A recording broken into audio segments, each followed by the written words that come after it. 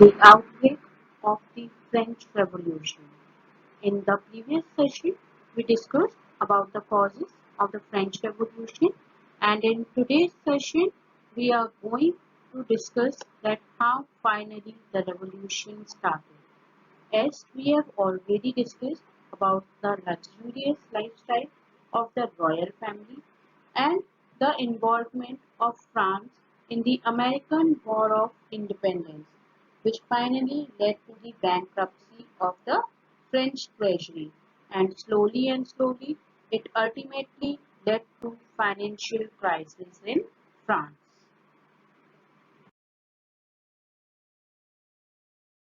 In May 1789, King Louis XVI called a meeting of the Estates General to address the France financial crisis, where the representatives of all estates would assemble and will come up to a decision to tackle the financial crisis. The Estates General was made up of three groups again: the first estate, the clergy or the church leaders, then the second estate, which consisted of the nobles, and the third estate means the common people. King Louis XVI felt that now things are out of control and now they have to come up with a solution which could be taken up mutually by all the estates. So he called for this assembly known as the Estates General Assembly. But the problem with this assembly was that it was decided that each state would get one vote to represent in the assembly. That is, the first estate would have one vote, the second estate would have one vote, and the third estate would also have one vote to represent. And out of the three estates, whichever way the majority will go, that decision would be taken. The third estate felt that this was not fair as they represented 97% of the total population and could still be outvoted by 2 is to 1 ratio by the other two estates, as they would team up together, means they would come up together, and ultimately the third estate would again have to suffer with the burden of high taxes. And in this way, the first estate and the second estate will again become the winner, and the third estate again will be the biggest loser. So they requested the king to give more power to the third estate, but the king refused to do so. Then the third estate decided to opt out or to move out of this estate general assembly.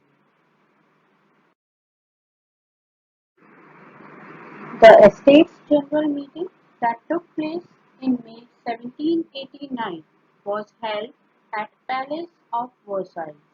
The Third Estate walked out and they did not agree with the terms and conditions unfair to them.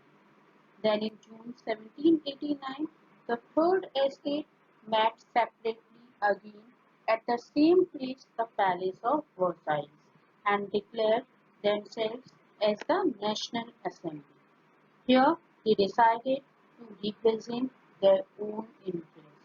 But here the King Louis XVI he closes the doors of the palace, saying that you all could not meet at this place, as the palace belongs to the royal family. So the Third Estate people decided to move from the Palace of Versailles to an indoor tennis court in town, and on 20th June 1789, the Third Estate declared itself the National Assembly. Here they all took up the oath or pledge not to disband or disperse until a new constitution had been framed for France. This event came to be known as the famous tennis court oath.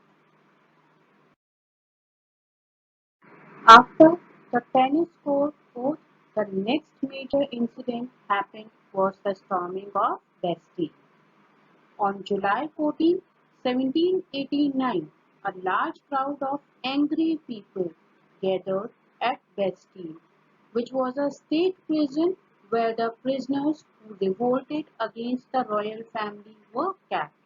So all the revolutionaries or the angry mob gathered here, and their main intention to gather here was to break the prison and to collect all the weapons and ammunition kept inside and to free the prisoners of the Bastille.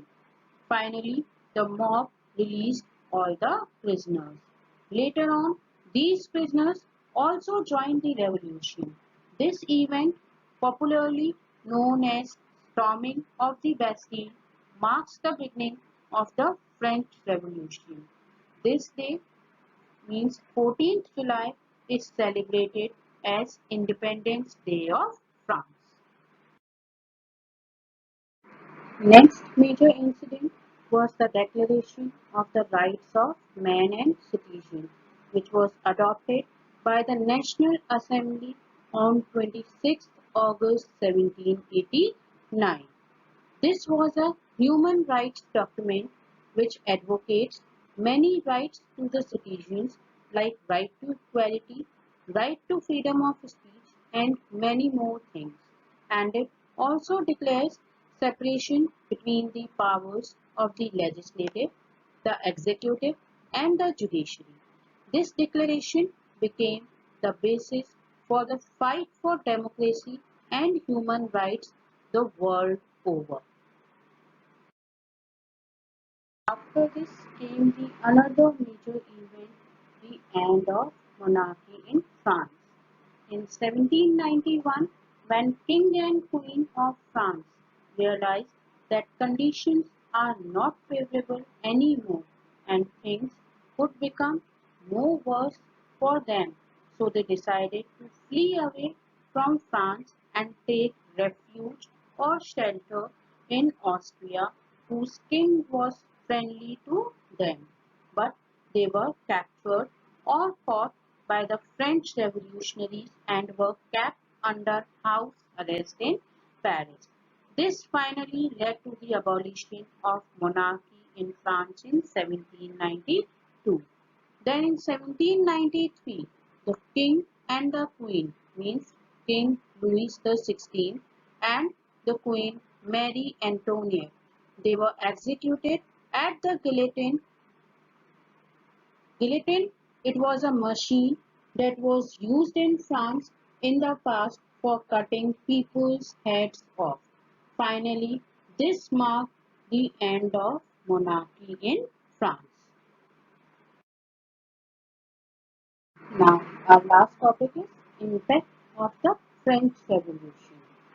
Firstly, the French Revolution swept away the power of the monarchy, means monarchical rule came to an end. And finally, France became a republic and adopted the Declaration of the Rights of Man and Citizens. Then the ideals of the French Revolution, namely liberty, equality, and fraternity, they had a great impact on the rest of the world. The monarchies of Europe, the rest of the monarchies of Europe were alarmed and they were threatened by the developments going on in France. So they all declared war on France and a war was declared by Britain, Holland, Spain and Hungary against France.